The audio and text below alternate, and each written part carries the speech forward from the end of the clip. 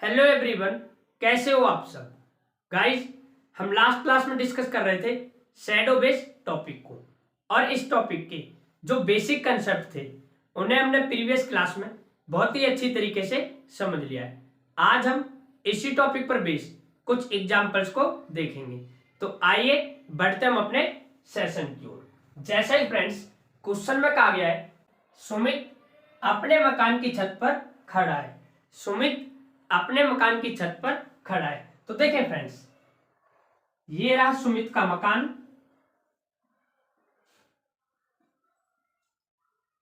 जिसकी छत पर वह खड़ा हुआ है। फिर क्वेश्चन में कहा गया है, वह सूर्य को चर्च के पीछे उदय होता और स्कूल के पीछे अस्त होता देख रहा है। वह सूरज को चर्च के पीछे उदय होते हुए देखता है और स्कूल के पीछे उस सूरज को अस्त होते हुए देखता है। तो फ्रेंड्स, यहां पर आप लोगों को यह पता होना चाहिए कि अब चर्च की जो दिशा है, चर्च की जो डायरेक्शन है, वो यहां पर होगी या फिर यहां पर। तो ऑल माय डियर स्टूडेंट्स, मैं आप लोगों को बता दूं, आप जैसा कि जानते हैं सूरज उदय किस डायरेक्शन में होता है, इस डायरेक्शन में। तो इसलिए जो चर्च बनेगा वो कहां बनेगा, इस डायरेक्शन में बनेगा, क्योंकि क्वेश्चन में कहा गया है कि वह सूरज को चर्च के पीछे उदय होता हुआ देखता है। तो सूरज को चर्च ये इसके पीछे से उदय होते हुए देखता है। वह सूरज को चर्च के पीछे से उदय होते हुए देखता है। और हमने यहां पर चर्च को इसलिए बनाया क्योंकि ये डायरेक्शन है हमारी ईस्ट। फिर क्वेश्चन में कहा गया है, और स्कूल के पीछे सूरज को अस्त होते हुए देखता है। अब आप लोग जानते हैं कि सूरज अस्त किस डायरेक्शन में होता है, वेस्ट डायरेक्शन में। तो ये हमारी होगी वेस्ट डायरेक्शन। तो फ्रेंड्स, क्वेश्चन में कहा गया कि वह सूरज को स्कूल के पीछे अस्त होते हुए देखता है। अब हमसे पूछा है कि स्कूल से चर्च किस दिशा में, स्कूल से चर्च किस दिशा में। तो फ्रेंड्स, हमसे पूछा है कि स्कूल से, किससे, स्कूल से चर्च किस दिशा में। तो ऑल माय डियर स्टूडेंट्स, आप लोग मुझे बताएं कि जो ये डायरेक्शन है स्कूल के सापेक्ष में कौन सी है। ये है ईस्ट डायरेक्शन। कौन सी है, ईस्ट डायरेक्शन। तो इस प्रकार से हम ये कहेंगे कि स्कूल से चर्च अब ईस्ट डायरेक्शन की दिशा में। तो इस प्रकार से इस क्वेश्चन का आंसर हो जाएगा ईस्ट डायरेक्शन। कौन सा हो जाएगा, ईस्ट डायरेक्शन। फ्रेंड्स, अब हम देखेंगे नेक्स्ट क्वेश्चन को।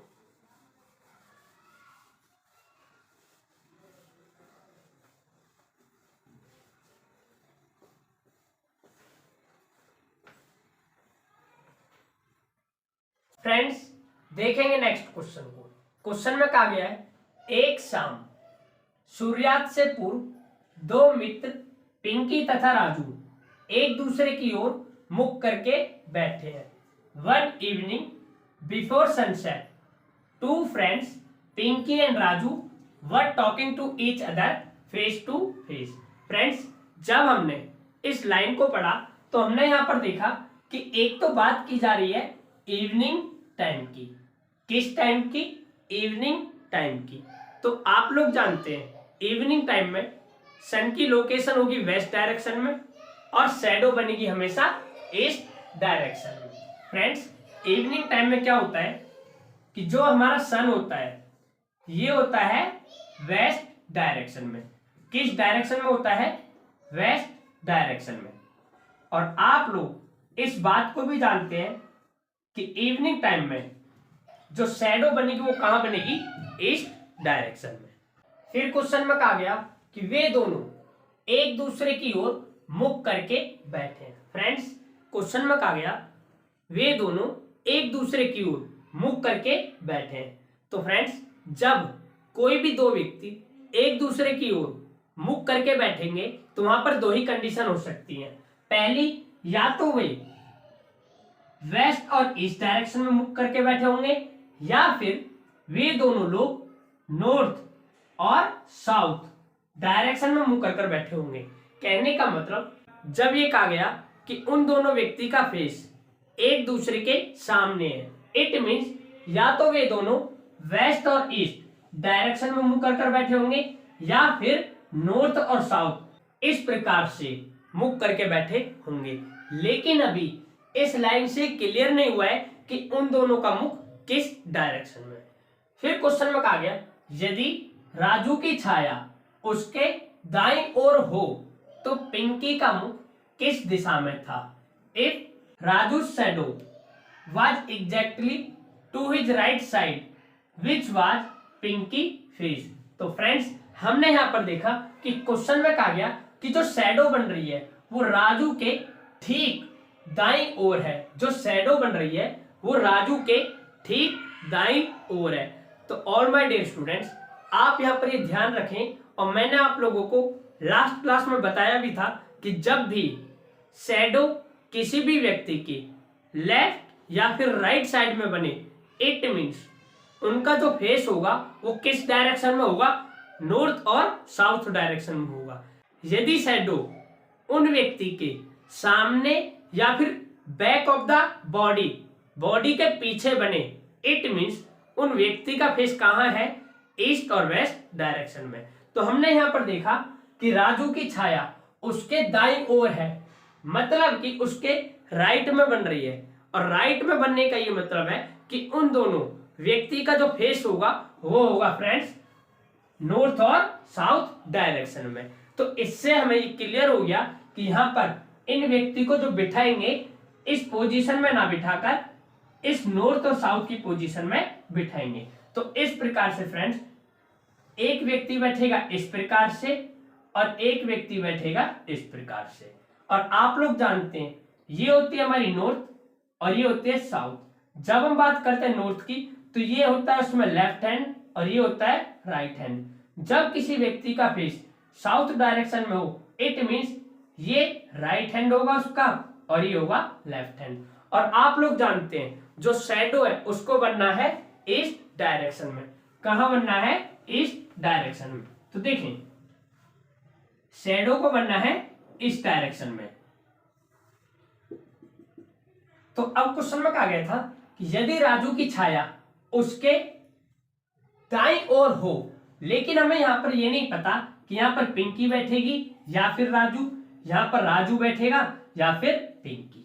लेकिन क्वेश्चन में कहा गया राजू की छाया उसके दाईं ओर हो, मतलब कि राजू की जो शैडो है वो है उसके राइट साइड में। तो फ्रेंड्स यदि मैं राजू को यहां पर बिठाता हूं, यदि मैं राजू को यहां पर बिठाता हूं तो मुझे आप लोग एक बात बताएं, क्या राजू की छाया इसके राइट हैंड पर है? फ्रेंड्स नहीं, क्योंकि ये जो हैंड है वो राजू का कौन सा हो जाएगा, लेफ्ट हैंड हो जाएगा। और जो छाया बनेगी कहां पर होगी, राजू के लेफ्ट हैंड पर। लेकिन क्वेश्चन में कहा गया है कि जो राजू की छाया है वो है उसके राइट हैंड पर। तो इट मीन्स राजू कहां होगा, राजू होगा यहां पर और पिंकी कहां बैठी होगी, ऊपर की ओर। फ्रेंड्स अब देखें राजू की जो छाया है वो फ्रेंड्स इसके ठीक दाईं ओर है और हमसे पूछा गया है कि पिंकी का मुख किस दिशा में। तो फ्रेंड्स जो ये पिंकी है इसका जो मुख है वो किस डायरेक्शन में है, ये है साउथ डायरेक्शन में। किस में, साउथ डायरेक्शन में। तो इस प्रकार से इस क्वेश्चन का आंसर क्या हो जाएगा, साउथ डायरेक्शन हो जाएगा। फ्रेंड्स इस क्वेश्चन को आप लोग एक बार और समझें। क्वेश्चन में कहा गया एक शाम सूर्यास्त से पूर्व दो मित्र पिंकी तथा राजू एक दूसरे की ओर मुख करके बैठे हैं। तो फ्रेंड्स हमने देखा कि इस क्वेश्चन के अंदर में बात की गई थी इवनिंग टाइम की, और आप लोग जानते हैं जब बात की जाए इवनिंग टाइम की तो इवनिंग टाइम में सन की लोकेशन होती है वेस्ट डायरेक्शन में और शैडो को बनना होता है ईस्ट डायरेक्शन में। फिर हमने देखा कि ये दोनों लोग एक दूसरे की ओर मुख करके बैठे हैं, लेकिन यहाँ पर ये बात क्लियर नहीं हुई कि इन व्यक्तियों का फेस ईस्ट या वेस्ट डायरेक्शन में है या फिर नॉर्थ और साउथ डायरेक्शन में। जब ये क्लियर नहीं हुआ तो हमने आगे क्वेश्चन को पढ़ा। क्वेश्चन में लिखा हुआ है यदि राजू की छाया उसके दाईं ओर हो, यदि राजू की छाया उसके दाईं ओर हो। फ्रेंड्स मैंने आप लोगों को बताया जब भी शैडो लेफ्ट या राइट साइड में बने इट मींस वो व्यक्ति बैठे हुए हैं नॉर्थ और साउथ डायरेक्शन में मूव करके। यदि छाया सामने और पीछे बने, इट मीन्स वो व्यक्ति बैठे हुए हैं ईस्ट और वेस्ट डायरेक्शन में फेस को करके। लेकिन फ्रेंड्स यहां पर बात की गई है दाईं ओर, तो हमने देखा जब दाईं ओर की बात की जाए तो इन्हें बिठा दिया नॉर्थ और साउथ डायरेक्शन में। फिर क्वेश्चन में हमने देखा कि जो राजू की छाया है वो ठीक उसके दाईं ओर है, तो फ्रेंड्स राजू यहीं पर होगा। यदि हम राजू को यहाँ पर लेते तो ये राजू का हो जाता लेफ्ट हैंड, तो इसलिए हमने राजू को यहाँ बिठाया और पिंकू को बिठा दिया ऊपर। तो फ्रेंड्स आप बताएं पिंकी का मुख किस दिशा में, तो पिंकी का मुख है साउथ दिशा में, तो इस प्रकार से इस क्वेश्चन का आंसर हो जाएगा साउथ डायरेक्शन। फ्रेंड्स देखेंगे नेक्स्ट क्वेश्चन को।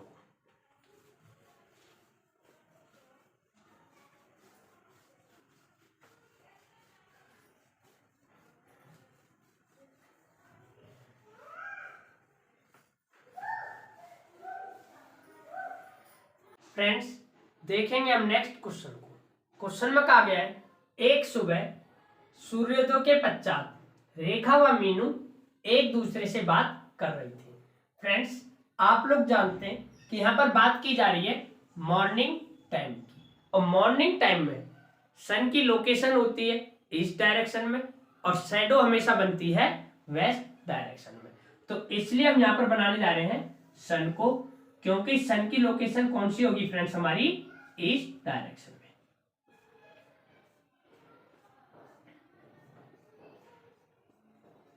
फिर फ्रेंड्स क्वेश्चन में कहा गया तथा उनके चेहरे एक दूसरे के सामने थे, उनके चेहरे एक दूसरे के सामने थे। लेकिन यहां पर यह कंफर्म नहीं हुआ है कि जो ये चेहरे हैं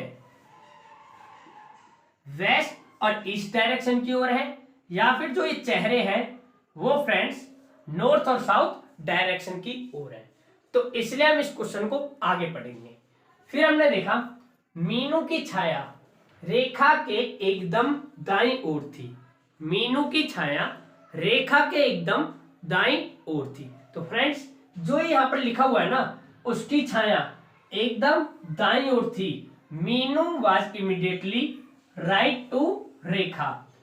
अब हमने देखा जब भी बात राइट या फिर लेफ्ट की जाए, मतलब जब शैडो लेफ्ट या फिर राइट इन डायरेक्शन में हो, इट मींस उनका जो फेस होगा वो या तो नॉर्थ में होगा या फिर साउथ डायरेक्शन में होगा।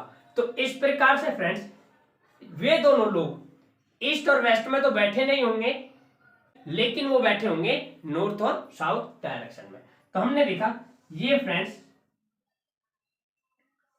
इस प्रकार से नॉर्थ और साउथ डायरेक्शन की ओर मुंह करके बैठे होंगे।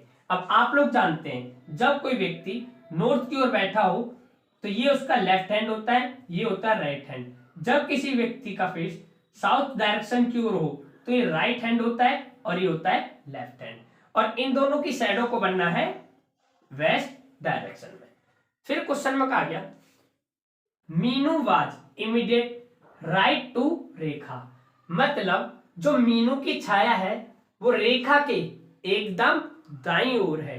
मीनू की छाया रेखा के एकदम दाईं ओर है। फ्रेंड्स यदि मैं रेखा को यहां पर बिठाता हूं तो ये रेखा का हो जाएगा लेफ्ट हैंड और यहां पर आ जाएगी मीनू। तो अब आप एक बात बताएं, क्या मीनू की छाया रेखा के एकदम दाईं ओर है? फ्रेंड्स नहीं, क्योंकि ये कौन सा हैंड है, ये है बायां लेफ्ट हैंड। तो ये हो जाएगा मीनू की छाया रेखा के बाईं ओर है, लेकिन क्वेश्चन में कहा है कि दाईं ओर होनी चाहिए। इट मींस जो रेखा होगी ये ऊपर होगी और मीनू होगी नीचे। तो अब आप लोग देखें जो मीनू की छाया है वो रेखा के एकदम दाईं ओर है, रेखा के एकदम दाईं ओर है। इट मींस मीनू नीचे बैठेगी और रेखा कहां बैठेगी, ऊपर में बैठेगी। और हमसे पूछा गया है कि बताएं मीनू का फेस, मीनू का चेहरा किस दिशा की ओर है। तो फ्रेंड्स जो मीनू है इसका जो चेहरा है वो किस दिशा की ओर है, ये है इसका नॉर्थ डायरेक्शन की ओर। तो इस प्रकार से इसका आंसर हो जाएगा नॉर्थ डायरेक्शन। मैंने आप लोगों को क्या बताया इसे एक बार और समझे। फ्रेंड्स क्वेश्चन में कहा गया एक सुबह सूर्योदय के पश्चात रेखा व मीनू एक दूसरे से बात कर रही थी। तो हमने यहाँ से इस बात का पता लगा लिया कि यहाँ पर जिस टाइम की बात की जा रही है वो टाइम है हमारा मॉर्निंग का। कौन सा है? मॉर्निंग का। अब आप लोग जानते हैं कि मॉर्निंग टाइम में सन की लोकेशन हमेशा होती है ईस्ट डायरेक्शन में और शैडो को बनना होता है वेस्ट डायरेक्शन में। फिर हमने देखा तथा उनके चेहरे एक दूसरे के सामने थे। उनके चेहरे एक दूसरे के सामने थे। फ्रेंड्स, इस बात से ये कंफर्म नहीं होता है कि ये दोनों इस पोजीशन में बैठे हैं या फिर इस पोजीशन में बैठे हैं। जब ये कंफर्म नहीं हुआ तो हमने क्वेश्चन को आगे पढ़ा। क्वेश्चन में देखा मीनू की छाया रेखा के एकदम दाईं ओर थी और आप लोग जानते हैं जब भी शैडो लेफ्ट या राइट, दाएं या फिर बाई, इन दोनों में से किसी एक साइड बने, इट मीन्स उन दोनों का जो फेस होगा वो कहां होगा? नॉर्थ या फिर साउथ। मतलब कि जब भी शैडो लेफ्ट या फिर राइट, इन दोनों में से किसी भी एक साइड में बने, इट मीन्स वे व्यक्ति बैठे होंगे नॉर्थ और साउथ डायरेक्शन की ओर मुख करके। तो इसलिए हमने इन्हें नॉर्थ साउथ डायरेक्शन में इस प्रकार से बिठा दिया। फिर क्वेश्चन में कहा गया मीनू की छाया रेखा के एकदम दाईं ओर थी। तो देखिए फ्रेंड्स, मीनू की जो छाया है, मीनू की जो छाया है ये रेखा के एकदम ठीक दाईं ओर है। मीनू की छाया रेखा के ठीक दाईं ओर है। तो हमसे पूछा बताएं मीनू का चेहरा किस ओर है? तो मीनू का चेहरा है नॉर्थ डायरेक्शन में। तो इस प्रकार से इसका आंसर हो जाएगा नॉर्थ डायरेक्शन। फ्रेंड्स, इस प्रकार से हमारा जो टॉपिक चल रहा था शैडो बेस्ड क्वेश्चन पूरी तरीके से कंप्लीट हो गया है। अब हम देखेंगे टाइप नंबर 8 को, जिसमें हम डिस्कस करेंगे यदि क्वेश्चन हमारे रिवर पर बेस्ड हो तो किस प्रकार से उन क्वेश्चन को सॉल्व करेंगे। तो आइए देखते हैं।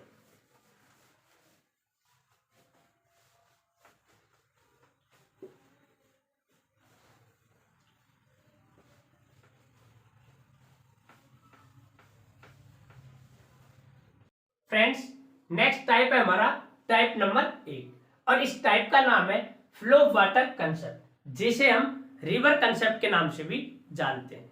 इस कंसेप्ट को समझने के लिए हमने यहाँ पर लिया एक एग्जाम्पल में कहा गया है यदि कोई नदी ईस्ट टू वेस्ट बहती है, यदि कोई नदी ईस्ट टू वेस्ट बहती है। तो देखिए फ्रेंड्स, ये एक नदी है जो कि ईस्ट टू वेस्ट डायरेक्शन में बह रही है, ईस्ट टू वेस्ट डायरेक्शन में बह रही है। फिर क्वेश्चन में कहा गया है और इसके बीच में कोई पहाड़ी या बर्फ की चट्टान आ जाए। फ्रेंड्स, कोई नदी ईस्ट टू वेस्ट बह रही है और इसके बीच में कोई पहाड़ी या बर्फ की चट्टान आ जाए। तो देखें, इसके बीच में ये आ गई एक पहाड़ी या फिर बर्फ की चट्टान। तो क्वेश्चन में कहा गया आ जाए तो ये नदी यू टर्न लेती है। तो फ्रेंड्स, आप मुझे एक बात बताएं, जब कोई नदी ईस्ट टू वेस्ट बह रही हो और उसके बीच में कोई पहाड़ी या फिर कोई बर्फ की चट्टान आ जाए तो ये यू टर्न लेती है। तो फ्रेंड्स, यहां पर आप लोगों को क्या देखना है कि इसमें कहा गया है कि यू टर्न लेती है। आपको यहां पर यह समझना है कि जो हम यू टर्न लेते हैं वो फ्रेंड्स हम तब लेते हैं जब कोई रोड खराब हो, और तभी हम यू टर्न लेते हैं और उस रोड से हमें आना होता है आगे होकर। कहने का मतलब अब ये ईस्ट टू वेस्ट बह रही है, ये आ गई है चट्टान, तो ये जो नदी यू टर्न लेगी ना, ये इस प्रकार से नहीं लेगी, इस प्रकार से नहीं लेगी, ये यू टर्न लेगी फ्रेंड्स इस प्रकार से। किस प्रकार से? इस प्रकार से। और फिर हमसे पूछा है तो बताएं अब ये नदी किस दिशा की ओर बह रही है। तो फ्रेंड्स देखें, ये एक तरीके से आपको दिख भी रहा होगा यू की शेप में, तो ये ले लिया इसने यू टर्न। तो फ्रेंड्स, अब ये नदी किस दिशा की ओर बह रही है? ये नदी फ्रेंड्स ठीक उसी डायरेक्शन में बह रही है जिसकी डायरेक्शन में ये शुरुआत में बह रही थी, ईस्ट टू वेस्ट। तो इस प्रकार से हम कहेंगे कि अब भी ये नदी ईस्ट टू वेस्ट डायरेक्शन में ही बहेगी। फ्रेंड्स, इसके ऊपर बस एक सीधा सा लॉजिक था, और लॉजिक ये था जैसे जब हम गाड़ी ड्राइविंग करते हैं, जब हमें यू टर्न लेना होता है तो जो यू टर्न हम लेते हैं वो लेते हैं फ्रेंड्स हम आगे जाकर। कहां जाकर? आगे जाकर। और वो यू टर्न तब लिया जाता है जबकि आगे बीच में कोई रोड या फिर कोई ऐसी जगह हो जिससे कि क्रॉस नहीं किया जा सकता। तो फ्रेंड्स यहाँ पर हमने देखा कि इसे क्रॉस तो नहीं किया जा सकता, और जब इसे क्रॉस नहीं किया जा सकता तो ये ले लिया यू टर्न, और जब यू टर्न लेंगे तो फिर उसी डायरेक्शन में चलने लग जाएगी। तो इस प्रकार से हम करेंगे कि ये ईस्ट टू वेस्ट डायरेक्शन में ही बहेगी। फ्रेंड्स अब हम इस टॉपिक के अंदर इसके लास्ट टाइप को डिस्कस करेंगे, जिसका नाम है डायरेक्शन पजल। क्या है friends? Direction puzzle.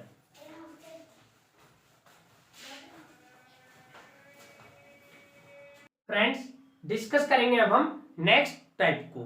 Next type है हमारा direction puzzle. Friends direction puzzle का मतलब ये है कि इसके अंदर बस जो हमें डेटा दे रखा होगा वो लेंथी होगा, स्कैटर्ड होगा।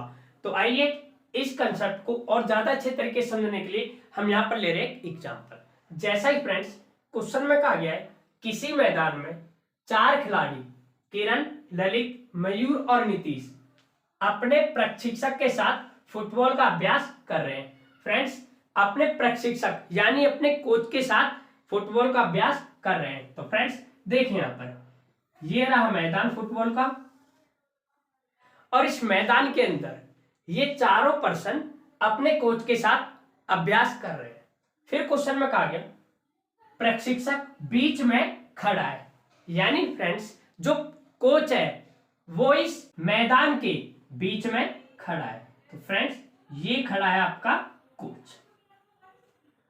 फिर हमने देखा किरण, ललित, मयूर और नीतीश क्रमशः 3 मीटर, 4 मीटर, 3 मीटर और 4 मीटर की दूरी पर प्रशिक्षक के संदर्भ में क्रमशः उत्तर, पूर्व, दक्षिण और पश्चिम दिशा में खड़े हैं। फ्रेंड्स सबसे पहले हम यहाँ पर लिखेंगे उनकी डायरेक्शंस को। जैसे क्रमशः उत्तर, उत्तर मतलब यहाँ पर सबसे पहले किसका नाम है? यहाँ पर सबसे पहले नाम है किरण। इसका ये मतलब है कि किरण खड़ी होगी उत्तर में। दूसरे नंबर पर है ललित का नाम, तो ललित खड़ा है पूर्व में। तीसरे नंबर पर है मयूर का नाम, जो खड़ा है दक्षिण में। और चौथे नंबर पर है नीतीश का नाम, जो खड़ा है पश्चिम में। कहां पर खड़ा है? पश्चिम में। और फ्रेंड्स क्रमशः इनकी दूरी भी हमें दे रखी है 3, 4, 3, 4। अब क्रमशः सबसे पहले हमने देखा यहां पर किरण का नाम है और यहां पर है 3 मीटर। इट मीन्स कोच और किरण के बीच की दूरी है 3 मीटर। ललित और कोच के बीच की दूरी है 4 मीटर। तीसरे नंबर पर है मयूर, मयूर और कोच के बीच की दूरी है 3 मीटर।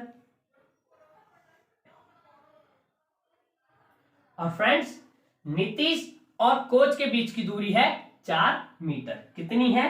4 मीटर। फिर फ्रेंड्स हमने क्वेश्चन में देखा अब फुटबॉल निम्न प्रकार से जाती है। अब फुटबॉल निम्न प्रकार से जाती है। प्रशिक्षक से ललित फुटबॉल जाती है कोच से होते हुए ललित पर, ललित से किरण पर, ललित से किरण पर, किरण से कोच पर, कोच से मयूर पर, मयूर से नीतीश पर, और अंत में नीतीश से जाती है ये कोच पर। कहां जाती है? कोच पर। अब क्वेश्चन में कहा गया है अब यदि यह व्यक्ति तक सीधे जाती है तो फुटबॉल द्वारा तय की गई कुल दूरी क्या है? फ्रेंड्स आप सभी लोग जानते हैं जब ये 3 मीटर है और ये 4, तो इसकी दूरी हो जाएगी 5 मीटर। जब ये 3 मीटर है और ये 4, तो इसकी दूरी हो जाएगी 5 मीटर। तो देखें सबसे पहले कहा गई कोच से ललित पर, तो 4 मीटर चली, प्लस ललित से किरण 5 मीटर, प्लस किरण से कोच 3 मीटर, प्लस कोच से मयूर 3 मीटर, प्लस मयूर से नीतीश 5 मीटर, प्लस और नीतीश से कोच 4 मीटर। तो हमने देखा 4, 5, 9 और 3 12 और 3 15, 15, 5 20 और 4 24। तो इस प्रकार से फुटबॉल के द्वारा टोटल 24 मीटर की दूरी तय की गई है, और यही इसका आंसर होगा। फ्रेंड्स इस क्वेश्चन को आप एक बार और समझिए जल्दी से। क्वेश्चन में कहा किसी मैदान में 4 खिलाड़ी किरण, ललित, मयूर और नीतीश अपने प्रशिक्षक के साथ फुटबॉल का अभ्यास कर रहे हैं। अर्थात 4 प्लेयर हैं जो कि अपने कोच के साथ एक्सरसाइज कर रहे हैं फुटबॉल गेम को लेकर। फिर हमसे कहा गया प्रशिक्षक बीच में खड़ा है, तो हमने एक प्ले ग्राउंड बनाया जिसके अंदर कोच को बीच में बिठा दिया तथा किरण, ललित, मयूर और नीतीश क्रमशः 3 मीटर, 4 मीटर, 3 मीटर और 4 मीटर की दूरी पर बैठे हैं। तो फ्रेंड्स, हमने सबसे पहले इन्हें इनकी डायरेक्शन में बिठाया और जो हमें दूरी दी गई थी उसे हमने दे दिया। फिर हमसे कहा गया अब फुटबॉल निम्न प्रकार से जाती है। अब फुटबॉल एक एक कर अलग अलग व्यक्तियों पर जाती है। जैसे कोच से जाती है ललित पर, कोच से ललित पर, ललित से किरण पर, ललित से किरण पर, किरण से कोच पर, किरण से कोच पर, कोच से मयूर पर और मयूर से नीतीश पर और अंत में नीतीश से जाती है ये कोच पर। तो फ्रेंड्स, अब यदि यह व्यक्ति तक सीधे जाती है, मतलब कि सीधे जाती है इस प्रकार से, तो हमसे पूछा बताएं कुल कितनी दूरी उस फुटबॉल के द्वारा तय की गई। तो हमने लिखा 4 और 5 9, 3 12, 3 15, 5 20 और 4 24। तो इस प्रकार से कुल दूरी 24 मीटर की तय की गई। फ्रेंड्स, इस पर बेस हम एक एग्जाम्पल को और देखेंगे।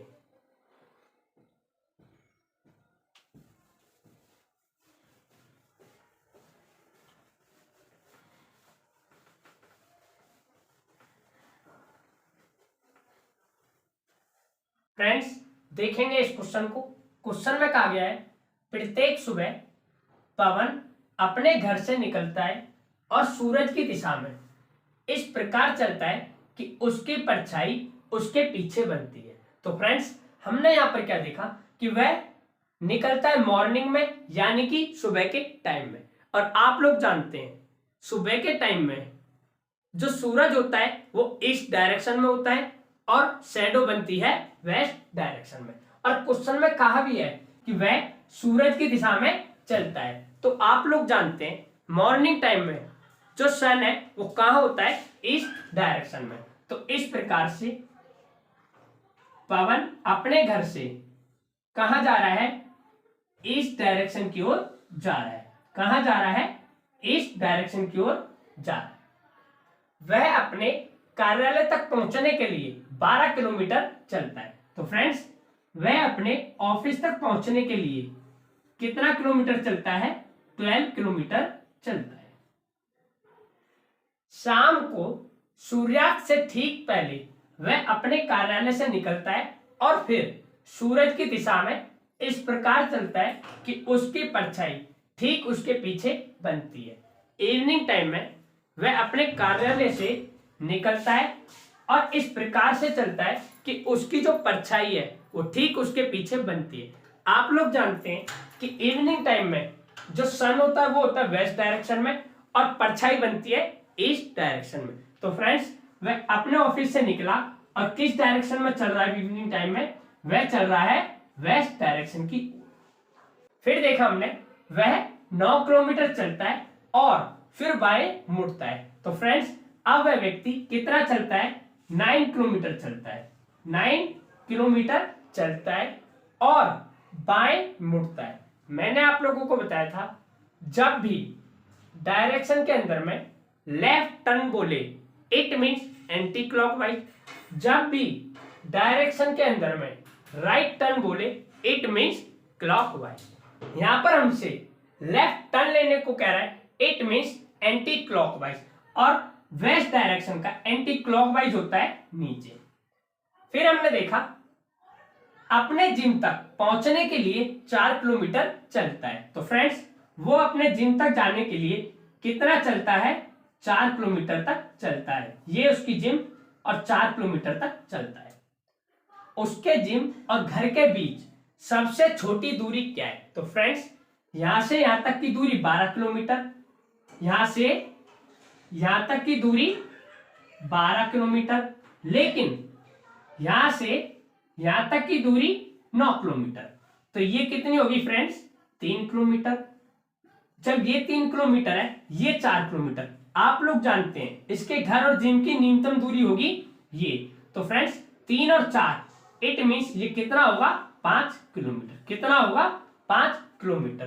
तो इस प्रकार से उसके घर और जिम की न्यूनतम दूरी कितनी हो जाएगी 5 किलोमीटर हो जाएगी। कितनी हो जाएगी 5 किलोमीटर हो जाएगी और इसका आंसर होगा 5 किलोमीटर। फ्रेंड्स इस क्वेश्चन को आप एक बार और जल्दी से समझें।